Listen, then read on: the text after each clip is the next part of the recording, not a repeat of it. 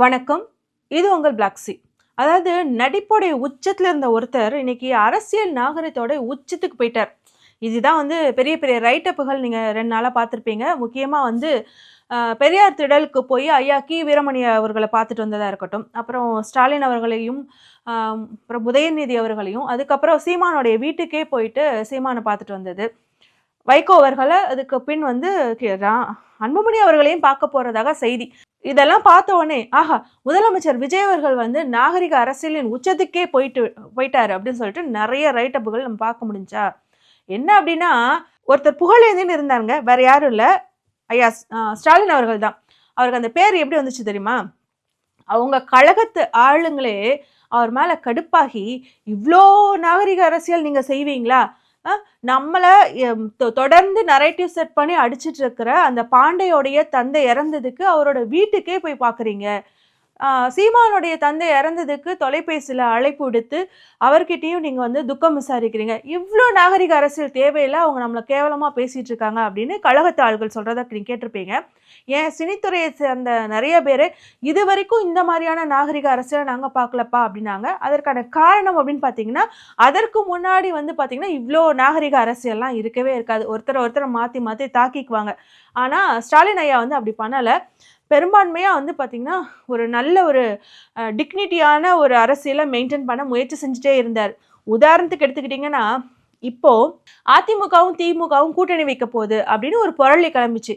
ஏன் அதிமுகவும் திமுகவும் கூட்டணி வைத்து அண்ணன் திருமாவர்களை வந்து முதலமைச்சர் ஆக்கும் முயற்சி, உனக்கு வேணாம் எனக்கு வேணாம், விசிகாவின் தலைவர் திருமாவளவன் வேணாம் முதலமைச்சராக இருந்துக்கிட்டோம் அப்படிங்கிற மாதிரியான பேச்சுவார்த்தைகள்லாம் போனதாக வந்து தகவல்கள் வந்துட்டு இருந்துச்சு இல்லையா?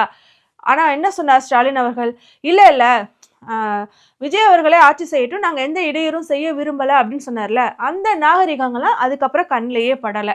ஏன் கண்ணில் படலை அப்படின்னா, ஒருத்தர் வந்து நாகரிகமாகவே இருந்துகிட்டே இருக்கிறான்னு வச்சுக்கோங்களேன், அவர் முதல்ல செய்கிற விஷயம் வேணால் பெருசாக பார்க்கப்படும், அதுக்கப்புறம் வந்துட்டு பெருசாக யாரும் கண்டுக்க மாட்டாங்க. அந்த அவருடைய இயல்பே அதுதான், அவர் எல்லாருக்கிட்டையுமே இப்படி தான் நாகரிகமாக இருந்துப்பார் அப்படின்னு சொல்லிட்டு போயிடும்ல. அந்த மாதிரி தான் ஸ்டாலின் அவர்கள் செய்த இந்த விஷயம் பெருசுப்படுத்தப்படவே இல்லை. ஆனால் விஜய் அவர்கள் வந்து போயிட்டு தமிழ்நாடு அப்படிங்கிறது பெரியார் இல்லாமல் ஆட்சி செய்யவே முடியாது, பெரியாரை வம்புக்கு இழுத்து கடப்பாறையை தூக்குனால ஒருத்தர் பிராமண கடப்பாறை, அவருடைய நிலைமை என்னன்னு தெரியும். அதனால் இங்கே ஆட்சி அமைக்கணும் அப்படின்னா இயக்கங்களுடைய சப்போர்ட் வேணும். அதனால் ஐயா வீரமணியை போய் பார்க்க போகிறாரு. அதுக்கப்புறம் இதற்கு முன்னாடி விஜய் வந்து எப்படி பேசினார், அதாவது முதலமைச்சர் அதாவது எலெக்ஷனில் எலெக்ட் ஆகிறதுக்கு முன்னாடி அவர் என்ன மாதிரி பேசினார், நாகரிகமாக பேசினாரா அப்படின்னு பார்த்தீங்கன்னா, ஆக்சுவலாக நாகரிகம் அப்படிங்கிறது வரையறுக்கப்படுறது எந்த அளவுகோலன்னு எனக்கு தெரியல. ஆனால் விஜய் பேசின ஒரு சில வார்த்தைகள்லாம் நாகரிகமற்ற வார்த்தைகள் தான். சீமான் மாதிரி கேவலமாக பேசாட்டினாலும் அது நாகரிகமற்ற வார்த்தைகள் தான். அதாவது வீடியோ போட்டு நீங்கள் என்ன வந்து ஒடுக்க பார்க்குறீங்களா, என்னை வந்து அமுக்க பார்க்குறீங்களா, ஸ்டாலின் அங்கிள் அப்படின்னு பேசினது, இல்லைனா ஸ்டாலின் சார் அப்படின்னு சொல்லி பேசினது. அதை தாண்டி வந்து அவருடைய கான்வர்சேஷனே பார்த்தீங்கன்னா ஒரு கல்ட் குரூப்பு கிட்ட தான் இருக்கும். அவரோட பாடி லாங்குவேஜ்லாம் ஏதோ வந்து மூவியில் டயலாக் பேசுகிற மாதிரியே பேசிகிட்டு இருப்பார்ல. இதெல்லாம் ஒரு நாகரிகமற்றதாக தான் வந்து ஆக்சுவலாக ஒரு பொலிட்டிக்கல் கிரவுண்டில் பார்க்கப்படுற விஷயம்.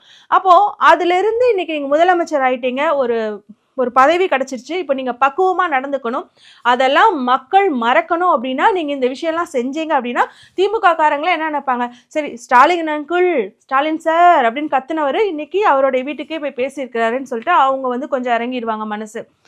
இயக்கங்கள் சப்போர்ட் இல்லாமல் நம்மளால் இங்கே ஆட்சி அமைக்கவே முடியாது. அதாவது கட்சி ஆரம்பித்தவர் பெரியார் திடலுக்கு போகிறாரு, ஆனால் அங்கே போயிட்டு ஐயா வீரமணி அவர்களையும் சந்திக்கலை, சுபவி அவர்களையும் சந்திக்கலை, இதுவரைக்கும் தன்னுடைய இருப்பிடத்திற்கோ இல்லை தானே போயோ எந்த பெரியாரிஸ்டுகளையும் அவர் வந்து சந்திக்கலை. கொளத்தூர் மணியனாவை சந்திக்கலை. இன்னும் பல பெரியாரிஸ்டுகள் முக்கியமாக தளத்தில் வேலை செஞ்சுட்டு இருக்கிற யாரையுமே அவர் அன்னைக்கு சந்திக்கலை. பெரியார் திடலுக்கு போனார், மாலையை போட்டார், வந்துட்டார். ஆனால் இன்னைக்கு முதலமைச்சர் ஆயிட்டார். தெரிஞ்சோ தெரியாமலோ ஆக்சிடென்டல் முதலமைச்சராக அவர் ஆயிட்டார். அவருக்கே அது அதிசயமாக தான் இருக்கும்னு வச்சுக்கோங்க. அதனால் வந்துட்டு இப்போ வந்து நீங்கள் இந்த இயக்கங்களெல்லாம் வந்துட்டு தள்ளி விட்டுட்டு போயிட முடியாது. இவங்களுடைய சப்போர்ட் நம்மளுக்கு வேணும். ஆட்சி செய்யணும் அப்படின்னா, எந்த இடையூறும் இல்லாமல் ஆட்சி செய்யணும் அப்படின்னா இவங்களோட சப்போர்ட் வேணும். அதுக்காக போயிட்டு வராருங்கிறனால அவர் ஒரு நாகரிக அரசியல் செஞ்சுட்டாரா இல்லை செய்வாரா அப்படிங்கிறதெல்லாம் இங்கே கொஸ்டின் மார்க் தான். இன்னைக்கு போயிட்டு வந்திருக்கிறாரு, ஒரு கடமை யாராவது சொல்லியிருப்பாங்க, அதனால போயிட்டு வந்திருப்பாரு. எனக்கு என்னன்னா, நீங்கள் நாகரிக அரசியலே செஞ்சுட்டு போங்க, அதனால ஒரு பைசா பிரயோஜனம் இந்த தமிழ்நாட்டுக்கு இருக்கா? இல்ல. ஏன்னா உங்களுடைய ஃபேன்ஸ் எங்கேயுமே இங்க நாகரிகமாக நடந்துக்கல. அடுத்தவன் காதுக்குள்ள போயிட்டு விசில வச்சு ஊதுறான். பஸ்ஸுக்கு முன்னாடி சத்தம் போட்டு கத்திட்டு இருக்கானுங்க.